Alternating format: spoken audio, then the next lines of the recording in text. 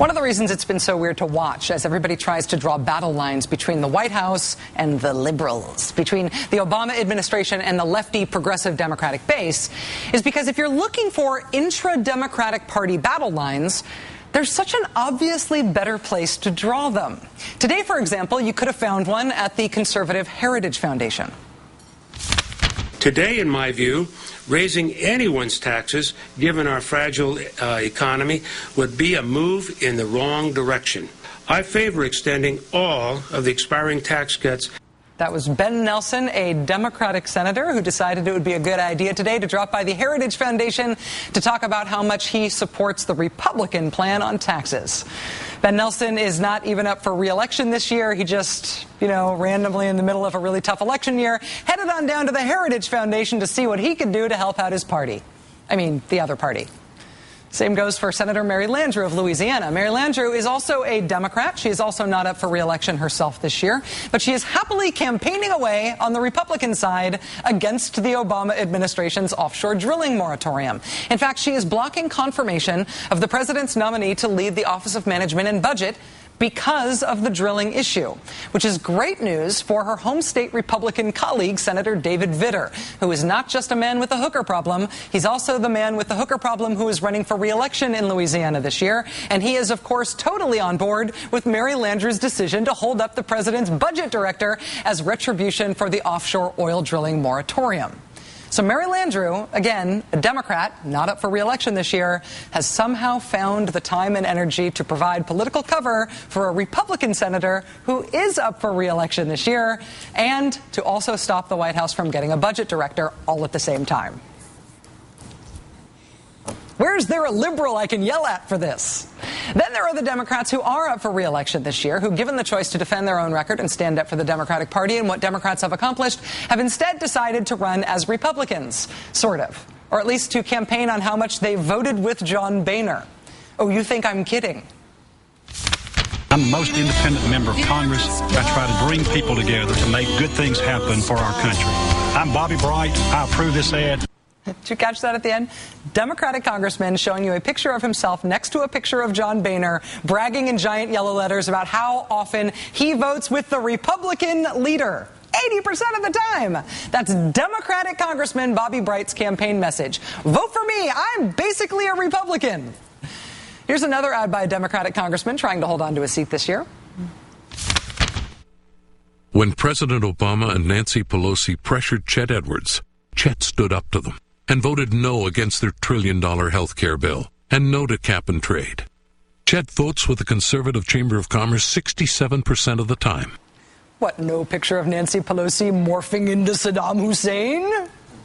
Congressman Chet Edwards campaigning for re-election as a Democrat by running against the Democratic Party. As Sam Stein pointed out on this show last night, it was only 2 years ago that Chet Edwards' name was being floated by Nancy Pelosi as a potential vice presidential running mate for President Obama.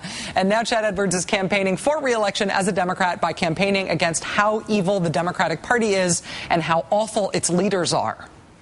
So it's fine if you want there to be a little, who feels enthused, who feels disappointed, who feels resentful, how are you feeling fight between the administration and the left. Fine if you want to talk about that. But the conservative side of the Democratic Party is waging full-on electoral war against the Democratic Party, in effect working to get more Republicans elected this year.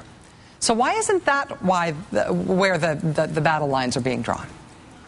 Joining us now is Arianna Huffington, co-founder and editor-in-chief of Huffington Post and author of the new book, Third World America. Arianna, it's so nice to have you here. Great to be here, Rachel. Democrats seem to be okay with conservative Democrats sort of waging war against their own party. Why is that? It's as if the president sort of hopes that one day maybe one of them will be the 60th vote on some compromise piece of legislation, and therefore he cannot afford to really take them on. It's also something else, which is that maybe progressives and the middle class need to sort of face up to the fact that the president is not that much into them. That he would rather hang out with Larry Summers or flirt with Olympia Snow or play war games late into the night with General Petraeus. And there is something about that too, plus the fact that he has compromised his own arch narrative. Remember, he set up a deficit commission before he set up a jobs commission. And we're not talking here about a marginal issue. We're talking about the core issue of the Democratic Party, which is jobs and protecting the middle class and working people. So when you do that, and when you go against your own campaign promise and allow offshore oil drilling just before the BP disaster, you don't draw a clear line in the sand. I'm not talking about absolute purity. I mean, both parties need to be big tents. But when it comes to the core issues of jobs, of protecting the environment, he hasn't been that clear.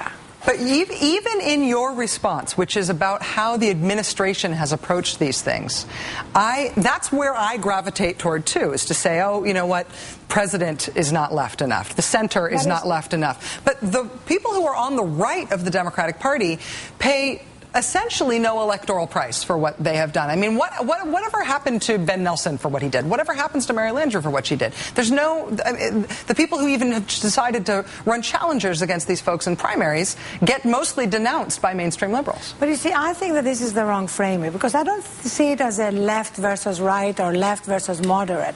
I think when we present it that way, we marginalize basic, fundamental positions that are for the good of this country, whether you're conservative or liberal. It's like a country without a middle class is a third world America country. Yeah. You know, it's not good for anybody. It's not even good for the very rich who are going to be behind gates protecting their kids from kidnapping with armed guards. It's not good for anyone. And if we just present it, well, the left, you know, wants a jobs bill. Oh my God, right. What an extreme marginal position. Or the left doesn't want to extend the Bush tax cuts to the richest Americans who've already gotten the bulk of the wealth creation since 1979. So I feel we need to stop presenting these as left-wing positions, because I think these are really positions essential to the good of America. And why is Ben Nelson always called a moderate by the media? You know, what's moderate about him? Wanting to destroy the middle class, thinking that you can actually control the deficit without growing the economy? Right. Well, you look at the record of Ben Nelson, though. You look at what he personally maneuvered to get taken out of the stimulus. And you think about what that could have done in terms of economic stimulus to this country and what we really needed, what that could have done for jobs. He had no rational economic argument for trying to make the stimulus smaller. He just liked the idea of it being smaller. And so who gets blamed for that? President Obama. Right, but then... It's a Ben Nelson problem. But then to also answer your question again about why isn't he taking on Ben Nelson, why isn't the president doing that? Remember, he also did not adopt Christine Romer's proposal for a bigger stimulus bill. Right. And Lloyd George, you know, the British Prime Minister, said you cannot jump across a chasm in 2 leaps. And that's what he did with the stimulus. And now the other side is using this as an example of government not working instead of government presenting an inadequate solution. Do you think that in the immediate future there will be consequences for for Democrats who veer too far right? So far there are very few consequences for people who do that. There may be electoral consequences, depending on what happens in November, because I think candidates are really misreading the polls. I don't really think that the public is angry because government is too big. I think that the public is angry because government has been completely incompetent and not standing up for the interest of the public. Arianna Huffington from Huffington Post with the new book, Third World America. It's always such a pleasure to have you here. Thank you for coming in, Arianna. Great to see you.